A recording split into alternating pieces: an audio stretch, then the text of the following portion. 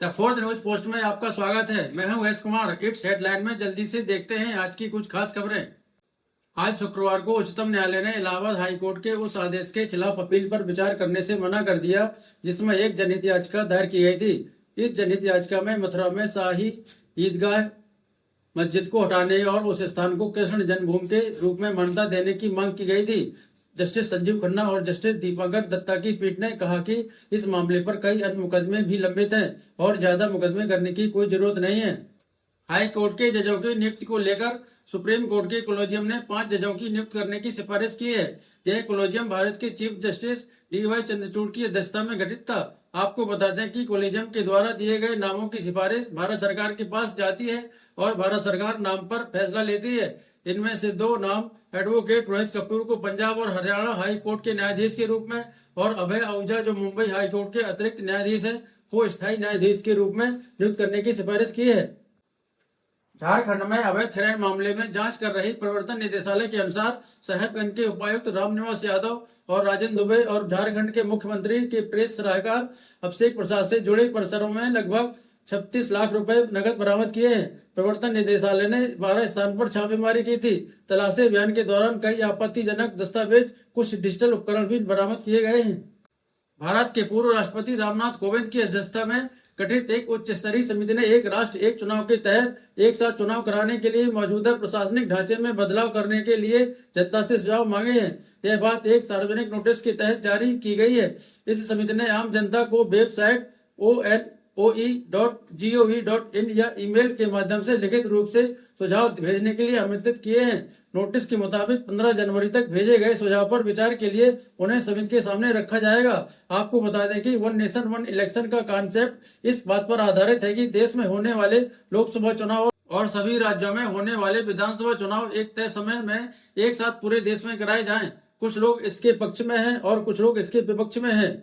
भारत के पड़ोसी देश नेपाल ने अगले 10 वर्षों में भारत को 10,000 मेगावाट बिजली के निर्यात के लिए और नवकरणीय ऊर्जा क्षेत्र में सहयोग के लिए एक समझौते ज्ञापन पर हस्ताक्षर किए हैं। भारत के विदेश मंत्री एस जयशंकर इस समय नेपाल की यात्रा पर हैं। भारत के विदेश मंत्री और नेपाल के विदेश मंत्री ने 3 क्रॉस बॉर्डर ट्रांसमिशन लाइन्स का भी उद्घाटन किया। आपको बता दें कि नेपाल में जलधारा के तहत काफी मात्रा में बिजली उत्पादन किया जाता है। सुप्रीम कोर्ट ने 2023 में प्रधानमंत्री नरेंद्र मोदी के खिलाफ कुछ आपत्तिजनक टिप्पणियों के संबंध में कांग्रेस प्रवक्ता पवन खेड़ा की याचिका खारिज कर दी है। इस याचिका में पवन खेड़ा ने इस संबंध में आपराधिक कार्रवाई रद्द करने की मांग की थी। दरअसल पवन खेड़ा ने इलाहाबाद उच्च न्यायालय के खिलाफ सुप्रीम कोर्ट का रुख किया था। इलाहाबाद हाई कोर्ट ने भी उनके खिलाफ आपराधिक कार्रवाई को रद्द करने से इनकार कर दिया था। भारतीय चुनाव आयोग अगले हफ्ते से लोकसभा चुनाव के लिए राज्यों की तैयारी की समीक्षा करना शुरू करेगा।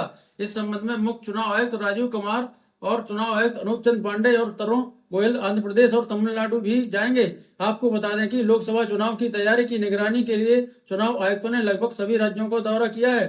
चुनाव से पहले वरिष्ठ पुलिस और प्रशासनिक अधिकारियों से मिलने के लिए राज्यों का दौरा चुनाव आयोग द्वारा किया जाता है। समुद्री जहाज लीला नॉरफ्लोक को सोमालिया के तट के पास से हाईजैक कर लिया था। भारतीय सेना के अधिकारियों के मुताबिक इसमें चालक दल के 15 भारतीय सदस्य भी सवार हैं। जहाज ब्राजील से चला था और बहरीन के लिए जा रहा था और बीच में ही सोमालिया के पास समुद्री डाकुओं ने इसका अपहरण कर लिया। इस जहाज की गतिविधियों पर सतर्क नजर रखने के लिए इंडियन नेवी ने विमानों को तैनात किया है और आईएनएस चेन्नई को सहायता प्रदान करने के लिए रवाना किया गया है। सोमालिया के आसपास का समुद्री हिस्सा समुद्री डाकुओं के लिए कुख्यात बताया जाता है। 2008 से 2013 के बीच समुद्री डाकुओं के हमले की घटनाएं सबसे ज्यादा हुई हैं। केंद्रीय मंत्रिमंडल ने आज 5 जनवरी को अयोध्या हवाई अड्डे का नाम महर्षि वाल्मीकि अंतर्राष्ट्रीय हवाई अड्डा अयोध्या धाम करने के प्रस्ताव को मंजूरी दी। इसके साथ साथ प्रधानमंत्री नरेंद्र मोदी की अध्यक्षता में हुई इस बैठक में हवाई अड्डे को अंतर्राष्ट्रीय हवाई अड्डा घोषित करने का भी निर्णय लिया गया। आपको बता दें कि पिछले 30 दिसंबर को इस हवाई अड्डे का उद्घाटन किया गया था। एक आधिकारिक बयान में कहा गया है कि यह हवाई अड्डा महर्षि वाल्मीकि को श्रद्धांजलि देता है। ऋषि वाल्मीकि ने महाकाव्य रामायण की रचना की थी, जिससे हवाई अड्डे की पहचान में एक सांस्कृतिक जुड़ाव होगा।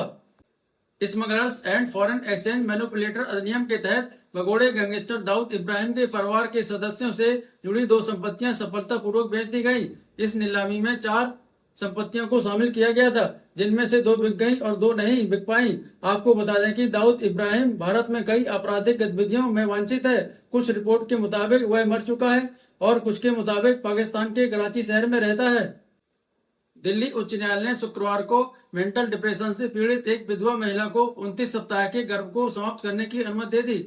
न्यायालय ने कहा कि गर्भावस्था जारी रखने से उसकी मानसिक स्थिरता खराब हो सकती है। अक्टूबर 2023 में सुप्रीम कोर्ट के एक मामले में सुप्रीम कोर्ट ने एक महिला की इस तरह की याचिका खारिज कर दी थी, जिसमें उसने अपनी बीमारी के कारण 26 सप्ताह की गर्भावस्था को समाप्त करने की मांग की थी। सुप्रीम कोर्ट ने कहा था कि गर्भावस्था की अवधि 24 सप्ताह से अधिक हो गई है, इसलिए गर्भावस्था के चिकित्सीय समापन की अनुमति नहीं दी जा सकती है। आपको बता दें कि मेडिकल टर्मिनेशन ऑफ प्रेगनेंसी अधिनियम के तहत गर्भावस्था को समाप्त करने की ऊपरी सीमा 24 सप्ताह है। आज के लिए इतना ही। आप देख रहे थे दी 4th न्यूज पोस्ट। बहुत बहुत शुक्रिया।